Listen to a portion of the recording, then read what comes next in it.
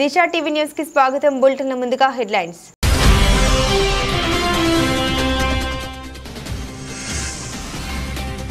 వస్త్ర పరిశ్రమను ఆదుకునే దిశగా 66 లక్షల మీటర్ల ఆర్డర్లు ఇస్తున్నట్లు ప్రభుత్వ విప్ వేములవాడ ఎమ్మెల్యే ఆది శ్రీనివాస్ వెల్లడి.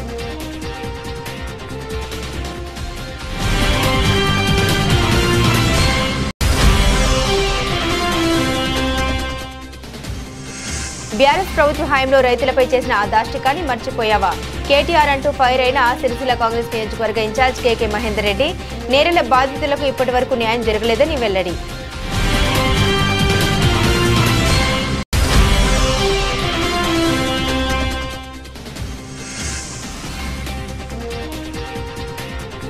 తంగలపల్లి మండలం జిల్లాల గ్రామంలో పెళ్లి బస్సు హార్వెస్టర్ డి రూట్లో తప్పిన ప్రమాదం. డ్రైవర్కు గాయాలు, మిగతా వారు సురక్షితం.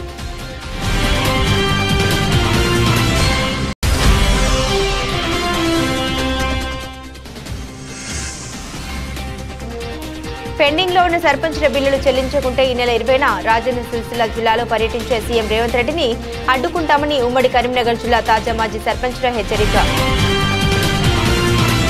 సిరిసిల్ల వస్త్ర పరిశ్రమ మార్కెట్తో పోటీ పడాలి, మరింత వృద్ధిలోకి రావాలని ప్రభుత్వ విప్ వేములవాడ ఎమ్మెల్యే ఆది శ్రీనివాస్ ఆకాంక్షించారు. సిరిసిల్ల వస్త్ర పరిశ్రమ స్థితిగతులపై జిల్లా సమీకృత కార్యాలయాల సముదాయంలో యజమానులు ఆసాములతో శనివారం సమీక్ష సమావేశం నిర్వహించగా ముఖ్య అతిథిగా ప్రభుత్వ విప్ వేములవాడ ఎమ్మెల్యే ఆది శ్రీనివాస్, చేనేత జౌళి శాఖ ముఖ్య కార్యదర్శి శైలజ రామయ్య, కలెక్టర్ సందీప్ కుమార్ జో, అదనపు కలెక్టర్ ఖిమ్యా నాయక్, టెస్కో జీఎం అశోక్ రావులు హాజరయ్యారు.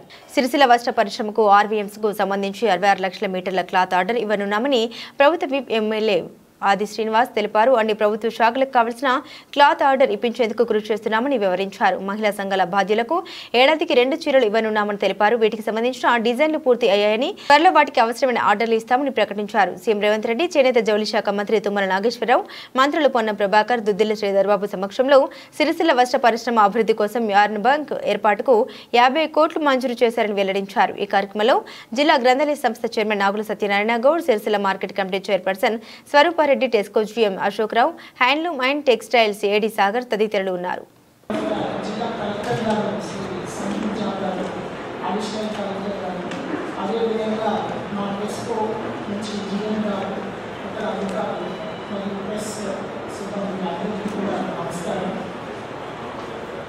గత సుమారు ఒక 6 నెలల నుంచి, ఎన్నో సంవత్సరాల నుంచి, ఒక 2-3 ఇయర్స్ నుంచి బాకీ కొన్ని ఉంటే ఆ బాకీలన్నీ కూడా ప్రభుత్వము వరుసగా ముందు రిలీజ్ చేయాలి. ఎందుకంటే బాకీ రిలీజ్ చేయకపోతే మరి అందరూ పనికి కల్పించలేని స్థితిలో ఉంటారని ప్రత్యేకంగా సుమారు 150 నుంచి ఒక 200 కోట్ల వరకు మొత్తం బాకీని రిలీజ్ చేయడం జరిగింది.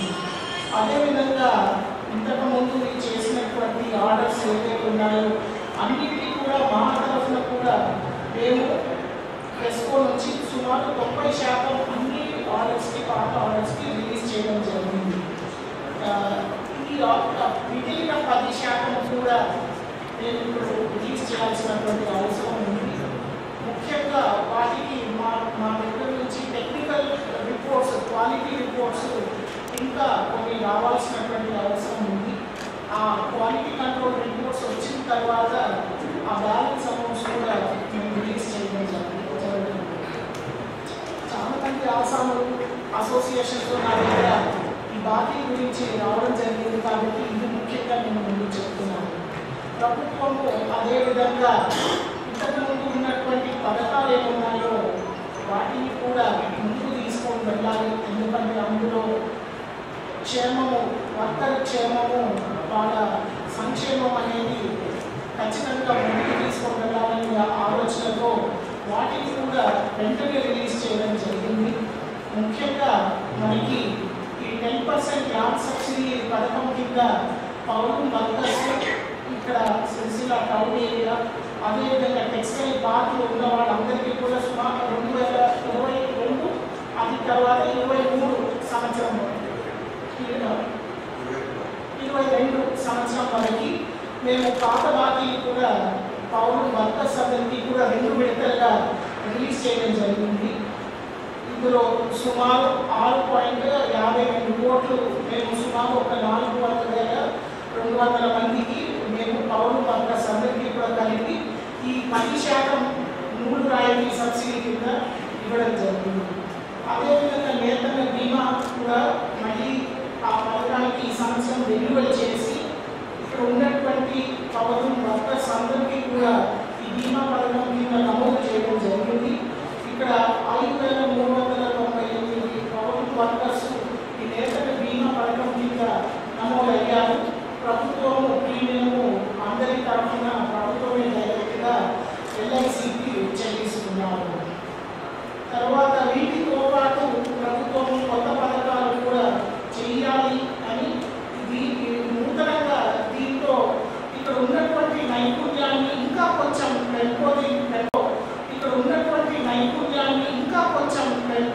పెంపొందించాలి అనే ఒక ఆలోచనతో మహిళా శక్తి గ్రూప్ సెల్ఫ్ హెల్ప్ గ్రూప్లకి ఒక యూనిఫామ్ శారీ ఇవ్వాలి అని ముఖ్యమంత్రి గారు 9వ తారీఖు సెప్టెంబర్ ఒక పెద్ద బహిరంగ సభలో హైదరాబాద్లో వారు అనౌన్స్ చేయడం జరిగింది. ఈ ప్రకటన తర్వాత మేము ఆ చీర డిజైన్ తర్వాత చీరలో ఉన్నటువంటి డిజైన్తో పాటు ఏ రకంగా టెక్నాలజీ అప్గ్రేడేషన్ మనం సిరిసిల్ల టెక్స్టైల్ క్లస్టర్ చేయాలి అని సుమారు ఒక నెలన్నర నుంచి ఆ డిస్కషన్లోనే ఉన్నాము. మరియు మంచి వార్త ఏంటంటే 2-3 రోజుల ముందు ముఖ్యమంత్రి గారు కూడా ఫైనల్ ఆ చీర కూడా ఫైనలైజ్ చేశారు. ఇంకా ఫైనలైజ్ చేసిన తర్వాత మాకు కూడా ఒక గోయల్ సిగ్నల్ అనేది ఇచ్చారు. మాకు కూడా ఒక 2 వారాలు పడుతుంది ఫార్మాలిటీస్ అంతా ముగించడానికి. ఫార్మాలిటీస్ అంతా ముగించిన తర్వాత ఈ ఆర్డర్ కూడా మీ మీద వెంటనే ప్లేస్ చేయడం జరుగుతుంది. 2 చీరలు ఇవ్వాలి. ముందు మొదటి చీర ఇస్తాం, ఎందుకంటే ఈసారి మనం క్రిస్టల్ పాలియస్టర్ శారీ అనేది ఈసారి ఇవ్వబోతున్నాము. ఇది ఒక కొత్త టెక్నాలజీ అప్గ్రేడేషన్ మనం సిరిసిల్లలో మనం చేయబోతున్నాము ఈ కొత్త చీరల ద్వారా. సో ఈ క్రిస్టల్ పాలియస్టర్ శారీకి ఇక్కడ ట్విస్టింగ్ కూడా మీరే ఇక్కడ మెషిన్లు తెచ్చి మీరు ట్విస్టింగ్ చేస్తే ఇంకా కొంచెం మనకి లాభాలు, తర్వాత ఇండస్ట్రీలో నైపుణ్యం అనేది తినడానికి ఒక మంచి అవకాశం. తర్వాత సౌత్ ఇండియాలో మనకి ఈ సూరత్ ట్విస్టెడ్ పాలియస్టర్ శారీస్ మనకి ఎక్కువగా సౌత్ ఇండియా మన తెలంగాణలోనే మార్కెట్ ఉంటుంది ఈ చీరలకి. ఎందుకంటే middle class lower middle class కట్టుకునే చీరలు ఇవే. ప్రైస్ రేంజ్ సుమారు 300 నుంచి ఒక 500-800 వరకు ఉంటాయి ఈ చీరలు నార్మల్ ప్రైస్ రేంజ్. కాబట్టి ఈ చీరలు ఇప్పుడు మనం సిరిసిల్లలో తయారు చేయడం మొదలు పెడితే మనకి లోకల్ మార్కెట్, ప్రైవేట్ మార్కెట్ కూడా మనం క్యాప్చర్ చేసే అవకాశం అనేది ఉంటుంది. ఇండస్ట్రీని నేను డిస్కస్ చేసేది ఖచ్చితంగా మీరు ఈ ట్విస్టెడ్ మెషిన్స్ ఇక్కడ తెచ్చి మన మహిళా శక్తి చీరలు తయారు చేసిన తర్వాత దయచేసి ప్రభుత్వ ఇంటెన్షన్ కూడా మీ నైపుణ్యాన్ని పెంచి మీరు ప్రైవేట్ మార్కెట్లో కాంపిటీషన్ చేసేటట్టు మా కోరిక. పూర్తిగా గవర్నమెంట్ ఆర్డర్స్ మీదనే మీరు డిపెండ్ అవ్వాలి అని కాదు. కాబట్టి దీని ద్వారా మీరు ఇప్పుడు లోకల్ మార్కెట్లో కూడా మీరు ఖచ్చితంగా కాంపిటీషన్ చేయగలుగుతారు. ఇక్కడ ఒక ఇంటర్వెన్షన్ లేకపోతే ఒక ఇంటర్సెప్షన్ మీరు కూడా చేయగలుగుతారు లోకల్ శారీ మార్కెట్ అని మేము అనుకుంటున్నాము. దీనికి మీరందరూ కూడా ఒక ప్రణాళిక తయారు చేయించుకొని ప్రైవేట్ మార్కెట్లో కూడా ఈ బిజినెస్ని మీరందరూ పెద్ద ఎత్తున టేకప్ చేయాలి అని మిమ్మల్ని అందరినీ కోరుకుంటున్నాను. అవసరం వస్తే ఇక్కడ మన తెలంగాణలో ఉన్నటువంటి హోల్సేల్ శారీ డీలర్స్ని మనం పిలిపిద్దాం.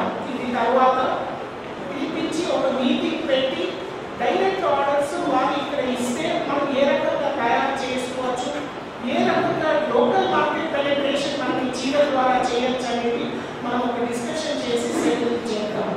తర్వాత డిజిటల్ ప్రింటింగ్ కూడా ఈసారి మేము మేకప్ చేస్తున్నాం. ఎందుకంటే దీని ద్వారా మీరు కూడా quality of printing and quality of the sari కూడా మనకి. తంగలపల్లి మండలం జిల్లెల గ్రామంలో వ్యవసాయ కళాశాల వద్ద పెళ్లి బస్సు హార్వెస్టర్ ఢీకొన్న సంఘటనలో త్రుటిలో ప్రమాదం తప్పింది. జిల్లాల వ్యవసాయ కళాశాల వద్ద పెళ్లి బస్సు హార్వెస్టర్ ఢీకొట్టడంతో సంఘటన స్థలానికి ఎస్ఐ బి రామ్మోహన్ చేరుకుని వివరాలు సేకరించారు. హైదరాబాద్ నుండి సిరిసిల్లకు వస్తున్న పెళ్లి బస్సు జిల్లాల వ్యవసాయ కళాశాల వద్దకు చేరుకున్న సమయంలో వరి కోతల కోసం వెళ్తున్న హార్వెస్టర్ ప్రమాదవశాత్తు ఢీకొన్నాయి.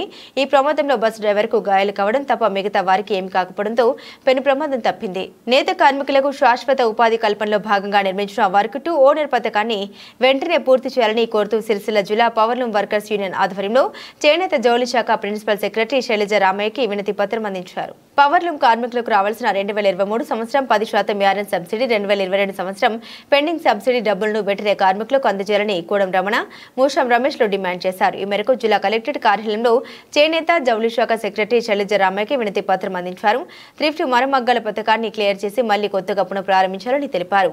పవర్లూమ్ అనుబంధ రంగాల కార్మికుల సంక్షేమం కోసం వెల్ఫేర్ బోర్డు ఏర్పాటు చేసి ప్రత్యేక ఫండ్ కేటాయించాలని డిమాండ్ చేశారు. కార్మికుల నైపుణ్యం పెంచే విధంగా PSC పవర్లూమ్ సర్వీస్ సెంటర్ ఏర్పాటు చేసి శిక్షణ ఇవ్వాలన్నారు.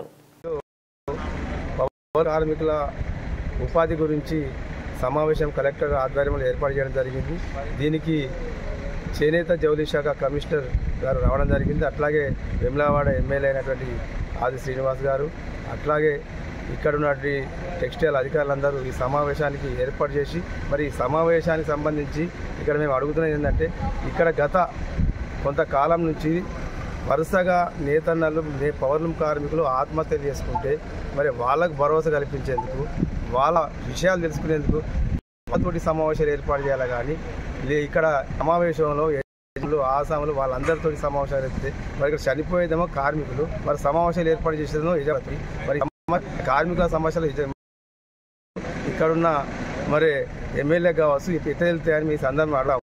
మరి ఇక్కడ పుండోకాడు ఉంటే మందోకాడు పెట్టినట్టు మరి యజమానులకు సంబంధించిన సమస్యలు తెలుసుకోవడానికి వచ్చింది.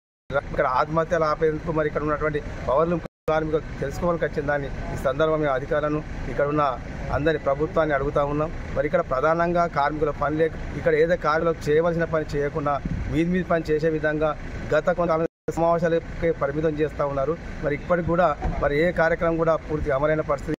ఇక్కడ మేము ప్రధానంగా చెప్తున్నాం ఏంటంటే, గతంలో చెప్తున్నాం ఇక్కడ కార్మికులు ఆత్మహత్య బతకాలంటే వెంటనే వర్కర్ టు ఓనర్ పథకాన్ని అమలు చేయాలి. వాళ్ళ కార్మికులకు అది పవర్లూమ్ అందిస్తే వాళ్ళకు ఉపాధి దొరుకుతుంది. ఇప్పుడు ప్రభుత్వం ఇచ్చే గుడ్ ఏదైతుందో అది వాళ్ళతో ఉత్పత్తి చేస్తే వాళ్ళకి న్యాయం, వాళ్ళ ఆత్మవిశ్వాసం బతకాలని మేము చెప్తా ఉంటే మరి వాళ్ళతో సమావేశం ఏర్పడారు, వాళ్ళ సమస్య చేసుకోరు. కేవలం యజమానులకు ఏం కావాలి, మరి ఇక్కడ ఉన్న వాళ్ళకి ఏం కావాలి, మరి ఆర్డర్లు ఇస్తామని అది ఆర్డర్లు ఇస్తే అవి ఎవరితో తెలియదు, ఏం చేస్తారో తెలియదు. ఇటువంటి సమస్యలు ఉన్నాయి కాబట్టి మరి ఇక్కడ ప్రధానంగా ఉన్నటువంటి యారన్ సబ్సిడీ సమస్య ఉంది, అది కూడా విడుదల చేయలేదు 2023 సంబంధించి. ఈ సమస్యలు కార్మికులకు సంబంధించి ఏ సమస్యలు మాట్లాడకుండా కేవలం అది RBM ఆర్డర్ కూడా గత ప్రభుత్వం నుంచి కొనసాగుతూ వస్తుంది. కేంద్ర ప్రభుత్వం సంబంధించి కొత్తగా ఇచ్చేది ఏం లేదు అది కాబట్టి ఇది తొందరగా పని జరుగుతుందని చెప్పడం జరుగుతుంది. అది మేము చేస్తున్నాం. వెంటనే ఇలా మీరు కార్మికుల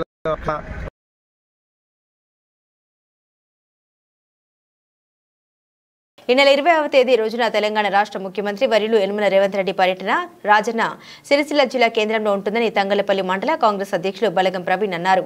ఈ మేరకు కాంగ్రెస్ పార్టీ కార్యాలయంలో ఏర్పాటు చేసిన సమావేశంలో ఆయన మాట్లాడారు. రాజన్న సిరిసిల్ల జిల్లాలో అభివృద్ధి కార్యక్రమాల్లో పాల్గొననున్న ముఖ్యమంత్రి, మంత్రులు, ఎమ్మెల్యేలు అనంతరం ఏర్పాటు చేయబోయే బహిరంగ సభ, జన సమీకరణకు, కార్యకర్తల తరలింపులకు ఏర్పాట్ల కోసం మండల అధ్యక్షుడు ప్రవీణ్ ఆధ్వర్యంలో ముఖ్య కార్యకర్తల సమావేశం నిర్వహించారు. ప్రతి గ్రామం, ప్రతి బూత్ నుండి స్వచ్ఛందంగా సుమారు 100 మంది కార్యకర్తలు తరలి రావాలని పిలుపునిచ్చారు. ప్రభుత్వం అందిస్తున్న సంక్షేమం, అభివృద్ధి, 6 గ్యారెంటీల అమలును, గత ప్రభుత్వం దోపిడీని వివరిస్తూ కాంగ్రెస్ పార్టీ నాయకులు ప్రతి బూత్ లో పర్యటించి అధికంగా జనం తరలివచ్చే విధంగా చూడాలని కోరారు. ఈ కార్యక్రమంలో మండల కాంగ్రెస్ నాయకులు, గ్రామ అధ్యక్షులు, బూత్ అధ్యక్షులు పాల్గొన్నారు.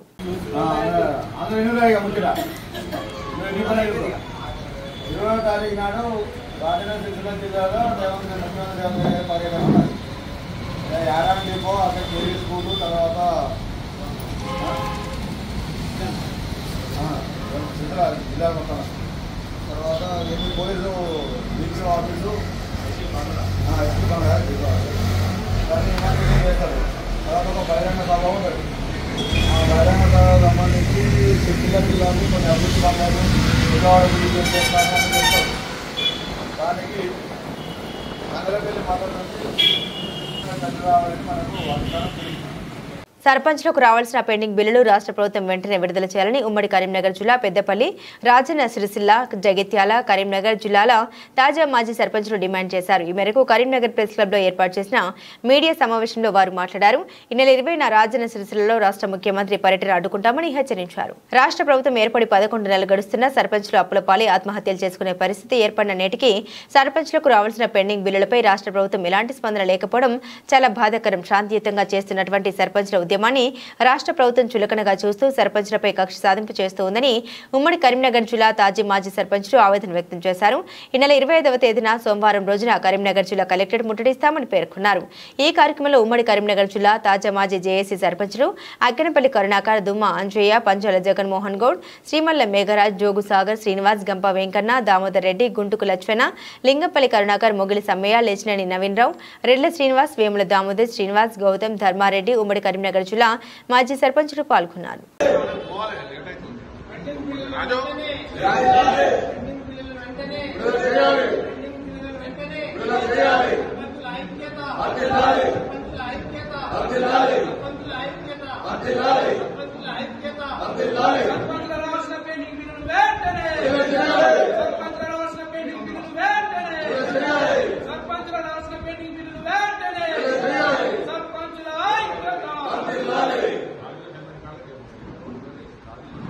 గత బీఆర్ఎస్ ప్రభుత్వ హయాంలో జరిగిన అహింసాకాండను ప్రజలెవరూ మర్చిపోలేరని సిరిసిల్ల కాంగ్రెస్ నియోజకవర్గ ఇన్ఛార్జ్ కేకే మహేందర్ రెడ్డి అన్నారు. సిరిసిల్ల ప్రెస్ క్లబ్ లో ఏర్పాటు చేసిన మీడియా సమావేశంలో నేరెళ్ల బాధితులు కోల హరీష్, బాణేలతో కలిసి ఆయన మాట్లాడారు.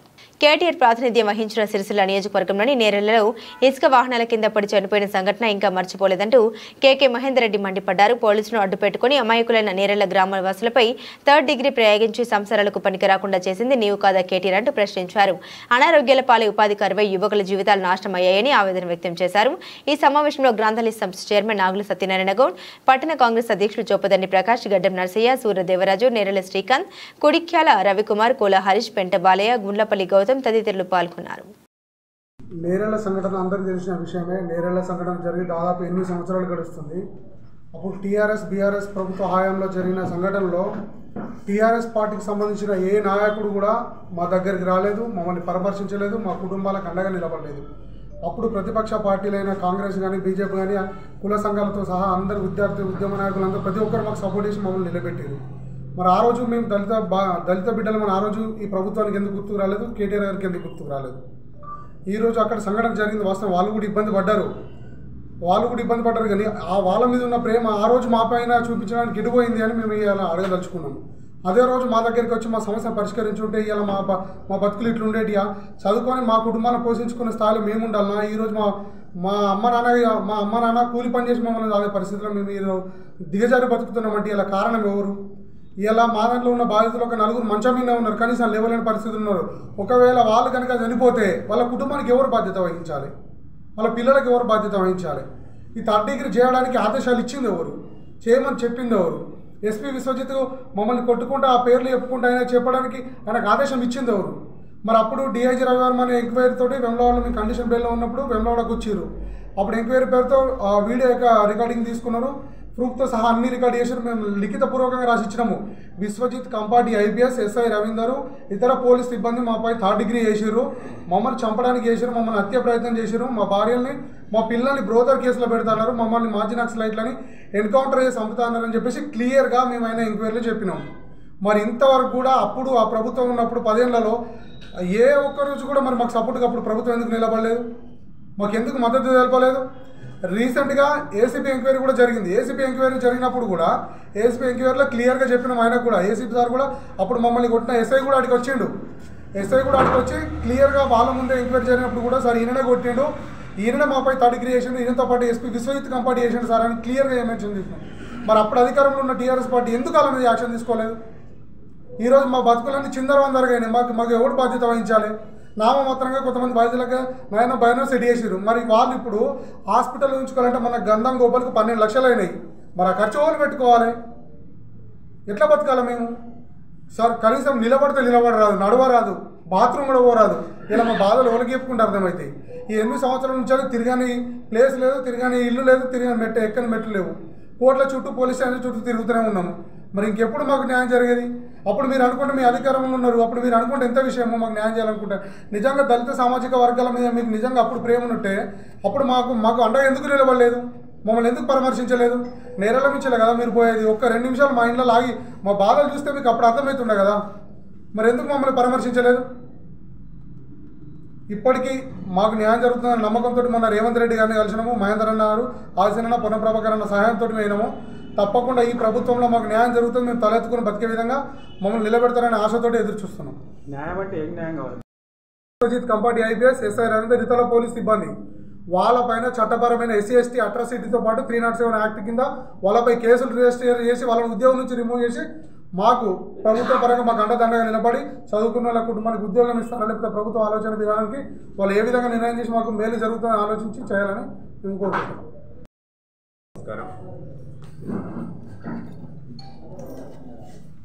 నిజంగా కూడా ఈ ప్రాంతానికి ప్రాతినిధ్యం వహిస్తున్న గౌరవ కేటీఆర్ గారిని చూస్తే నవ్వల్లో ఏడవల్లో అర్థం కావట్లేదు. ఇవాళ అధికారం కోల్పోయిన తర్వాత మనకు మధ్య భ్రమించినట్టు అవాకులు చెవాకులు, ఇష్టమున్న భాషలు, ఇష్టమున్న రీతిలో ఏమీ తెలియకుండా కన్ను మిన్ను కానకుండా ఆయన మాట్లాడుతున్న వైనాన్ని చూసినట్టయితే నిజంగా కూడా అధికారం కోల్పోయిన తర్వాత మతి భ్రమించినట్టు అవుతుంది. ఎక్కడ పడితే అక్కడ తన గత వైఖరిని మర్చిపోయి ఇవాళ మాట్లాడుకుంటూ వస్తుంది. ఇవాళ నాకు నిజంగా కూడా సిగ్గు అనిపిస్తుంది. ఆయన అసలు మనిషైనా, మానవత్వం ఉన్న మనిషైనా, ఆయనకు చీము, నెత్తురు, లజ్జ, సిగ్గు ఏమన్నా ఉన్నాయా లేవా అనేది కూడా నాకు అలా అనిపిస్తుంది. ఎందుకంటే ఈ ఫోటో చూసిన తర్వాత ఈ ఘటనను ఏదైతే ఏదో ఉన్నది లగచర్లపై ఉన్నత స్థాయి దాని మీద లగచర్ల ఘటనపై కేటీఆర్ గారు ఆయన తెలంగాణ భవన్ పిలిపించుకొని క్షతగాత్రులను పరామర్శిస్తూ ఒక ప్రతిపక్ష నాయకునిగా ఏదన్నా జరిగితే పోయి పరామర్శించడాన్ని మేము తప్పుపట్టం కాదు. ఎందుకంటే ప్రజాస్వామ్యంలో ప్రతి పార్టీకి కూడా, ప్రతిపక్ష పార్టీలకు కూడా ఘటనలపైన స్పందించే, మానవ హక్కులపైన, పౌర హక్కులపైన, ప్రజాస్వామిక విలువలపైన వాటిని కాలరాచినప్పుడు మాట్లాడే హక్కు ఈ భారత రాజ్యాంగం కల్పించింది. అందులో భాగంగానే ఆయన పోయి పరామర్శిస్తే తన దగ్గర పిలిపించుకొని మాట్లాడినా తప్పు లేదు. కానీ గురువింద గింజ సామెత ఉంది ఇక్కడ.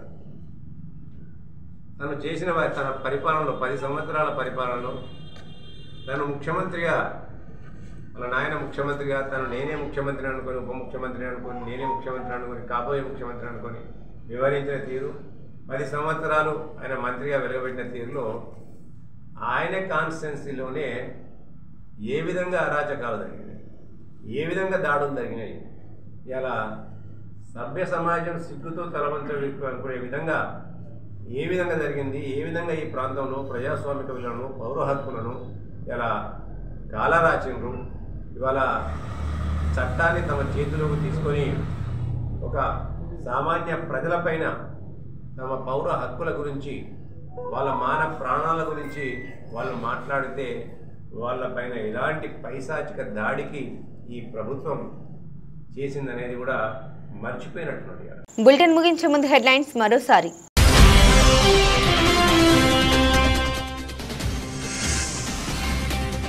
వస్త్ర పరిశ్రమను ఆదుకునే దిశగా 66 లక్షల మీటర్ల ఆర్డర్లు ఇస్తున్నట్లు ప్రభుత్వ విప్ వేములవాడ ఎమ్మెల్యే ఆది శ్రీనివాస్ వెల్లడి.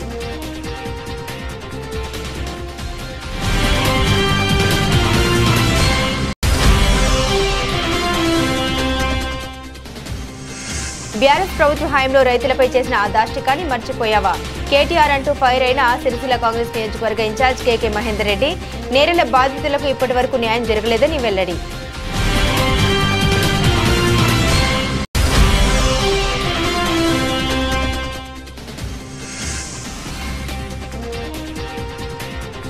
తంగలపల్లి మండలం జిల్లాల గ్రామంలో పెళ్లి బస్సు హార్వెస్టర్ డి రూట్లో తప్పిన ప్రమాదం. డ్రైవర్కు గాయాలు, మిగతా వారు సురక్షితం.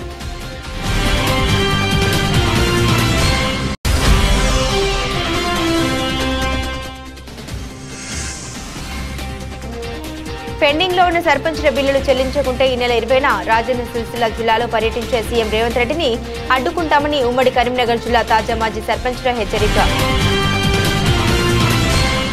ఇవి ఈ బులెటిన్లోని విశేషాలు. తిరిగి మరో బులెటిన్తో మళ్ళీ కలుసుకుందాం. అంతవరకు సెలవు. నమస్కారం.